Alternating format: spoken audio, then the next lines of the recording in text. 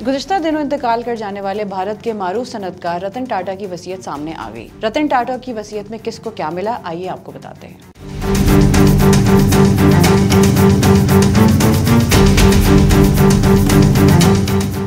रतन टाटा अपने पीछे 10,000 करोड़ भारतीय रुपए से जायद की जायदाद छोड़कर गए हैं और उनकी वसीयत में जहां जायदाद को उनके भाई बहनों में तकसीम किया गया है, वहीं उनके पालतू कुत्ते टीटो के लिए भी कुछ चीजें वक्फ हैं। भारतीय मीडिया के मुताबिक रतन टाटा ने अपनी वसीयत में अपने पालतू जर्मन शेफर्ड टीटो के लामहदूद देखभाल के लिए इंतजाम किया है और टीटो की देखभाल की जिम्मेदारी रतन टाटा के बावर्ची रजन शाह की होगी। रतन टाटा ने अपने बावर्ची और खानसामा के लिए भी अपनी जायदाद में हिस्सा रखा है। भारतीय मीडिया के मुताबिक रतन टाटा ने अपनी जायदाद में से अपने भाई और सौतेली बहनों को भी हिस्सा दिया है। टाटा ग्रुप की होल्डिंग कंपनी टाटा सन्स में रतन टाटा की sharing Ratan Tata endowment fund को मुंतकिल हो जाएंगे। वसीयत के मुताबिक रतन टाटा को मिलने वाले अवार्ड्स टाटा सेंट्रल आर्काइव्स में जमा होंगे ताकि वो आने वाली नस्लों के लिए महफूज रह सके। रतन टाटा ने अपने एग्जीक्यूटिव असिस्टेंट शंतानु नायडू के कारोबार में सरमायाकारी की हुई थी और वसीयत के मुताबिक उन्होंने उस कारोबार में अपना हिस्सा छोड़ दिया है और नायडू की जानिब से बैरून मुल्क तालीम के हवाले से दिए गए कर्ज को भी माफ कर दिया है। ख्याल रहे कि मारूफ भारतीय सनअतकार और कारोबारी शख्सियत रतन टाटा 9 अक्टूबर को 86 बरस की उम्र में